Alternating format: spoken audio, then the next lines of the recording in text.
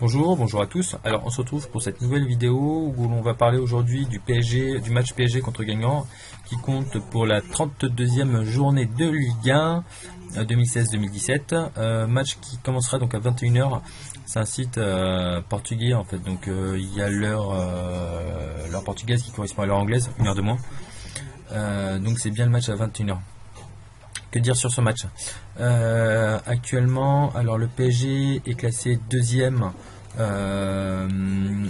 et deuxième en fait à 3 points en fait pardon de Monaco. Donc ils ont besoin de revenir en fait pour jouer à la Ligue des Champions, pour être champion tout simplement. Guingamp actuellement est huitième avec 41 points. Donc voilà en fait au niveau des forces en présence. Qu'est-ce qu'on peut dire d'autre? C'est que alors au niveau des absents, on se sert toujours, enfin moi je me sers du site Who Out. On voit qu'il y a quand même pas mal de petits joueurs importants on va dire qui sont absents. Thiago Motta, Thiago Silva, Marquinhos, plus le Polonais.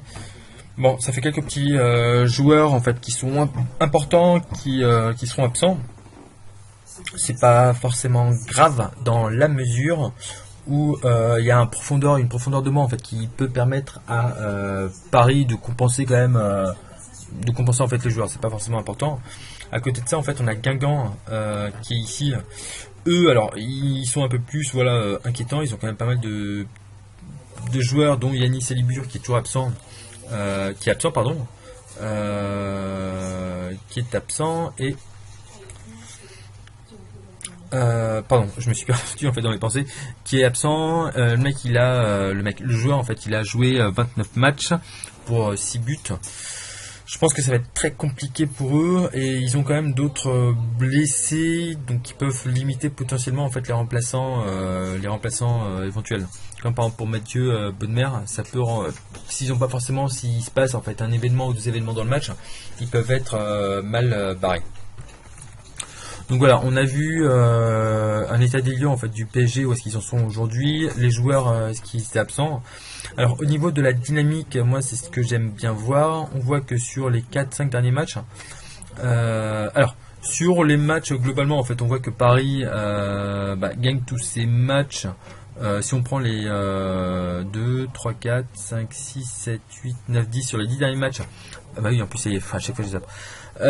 Sur les 10 derniers matchs en fait Paris donc a gagné. Alors il y a quelques petites pondérations à faire. Typiquement en fait là faut pas forcément compter en fait, faut pas prendre en compte le dernier match contre Avranches en Coupe de France. Ils ont gagné facilement contre Monaco en finale de la Coupe de la Ligue. Monaco je trouve à mon sens étant passé à côté. Mais bon, quoi qu'il en soit, Paris a gagné. Et enfin, il faut mettre de côté également la Ligue des Champions avec la petite remontada de Barcelone. Voilà. À côté de ça, on a Guingamp. Guingamp sur les derniers matchs, on voit que ils ont gagné en Coupe de France 1-0.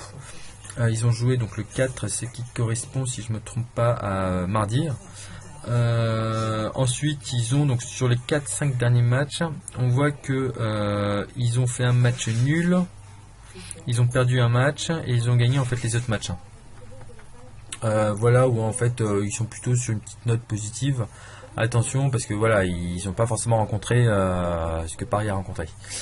En termes de classement domicile extérieur, on va rester comme ça. Paris est 3ème, toujours avec un match en moins. 30 buts marqués, ce qui en fait l'une des 3-4 meilleures attaques. 6 buts encaissés, ils encaissent très peu de buts, c'est la meilleure défense à domicile. Guingamp, pour sa part, en fait, est 13ème à l'extérieur avec 11 points, 17 buts marqués et 29 encaissés. On voit qu'ils se font bien manger. Sur les derniers matchs en fait à domicile, Paris a gagné 2-1 face à Lyon, ça se trouve juste ici en dessous. Paris a gagné 2 liens contre Lyon, 1-0 contre Nancy, 0-0 contre Toulouse, 2-1 contre Lille. On voit que quoi qu'il en soit en fait ils marquent et ils sont là. Et seul Lyon en fait qui est donc plutôt une équipe vraiment forte du championnat a réussi à marquer. Donc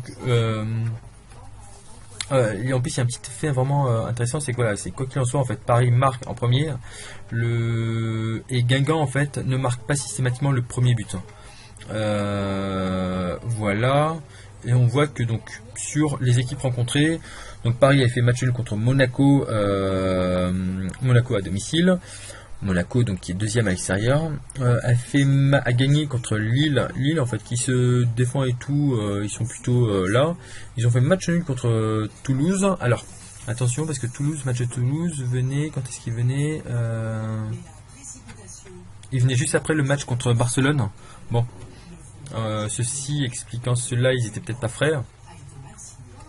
Ils ont gagné contre Nancy, qui est 14e, ils ont gagné 1-0.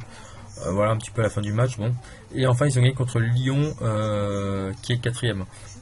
Guingamp, de sa part, en fait, ils ont plutôt fait un match. Ils ont perdu contre Angers. Angers qui est 11e. Ils ont fait match nul contre Montpellier qui est juste au-dessus.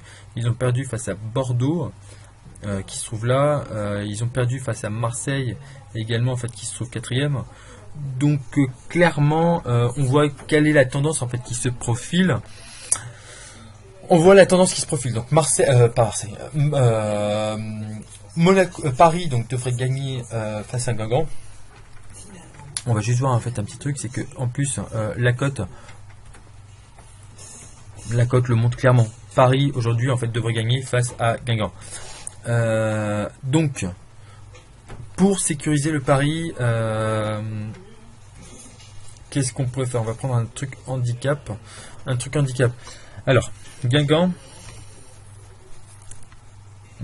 les petites cotes là avec les handicaps en fait peuvent être intéressants. Disons qu'avec un handicap de 3 buts, Guingamp gagne avec 3 buts d'avance. Ça peut être en fait un petit coup à jouer. Pour sécuriser limite le pari, en fait, on pourrait vraiment prendre Guingamp plus 4. Guingamp plus 4. Ça nous fait, on va virer ça. Sur les sites Easy Sportbet, je suis bien donc PSG Guingamp. Qu'est-ce que je voulais dire? C'est ça que je voulais. La Diac, ça. On va prendre donc le Guingamp plus 3,5. Ça correspond à ça. Guingamp plus 3,5. Guingamp plus 3,5. Où est-ce qu'il est? Guingamp plus 3,5. Où est-ce que tu es, mon petit lapin? Guingamp plus 3,5, il est là. Une cote de 1,3. Ça en fait ça me semble relativement bien. Donc voilà, moi je la trouve value en fait. Je vois pas forcément Guingamp gagner 4-0. Je vois pas forcément Paris gagner 4-0. On va se remettre là-dessus. Je vois pas forcément Paris gagner 4-0. Disons que on voit que sur les derniers matchs, en fait, ils gagnent pas forcément, même s'ils gagnent, même si, on va plutôt se mettre, regardez ici, bon, je suis perdu là. On va plutôt regarder ici, en fait, voilà, c'est plutôt, les 4-0 sont quand même relativement rares, même s'ils sont possibles. Et Guingamp, en fait, même s'ils ont plus trop rien à espérer, ils sont pas forcément, je les vois pas forcément perdre 4-0. 4-0.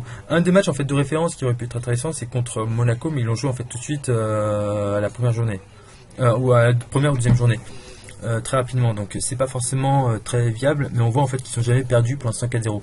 Ils ont perdu au plus 3-0, mais voilà. Sachant que Paris, après quels sont les matchs en fait qu'ils ont à jouer?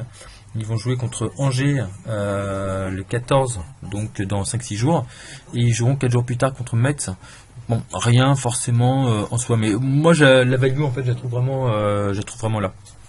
Donc on va aller le mettre, on va parier ça et voilà. Je vous retrouve très vite pour une nouvelle vidéo, ciao.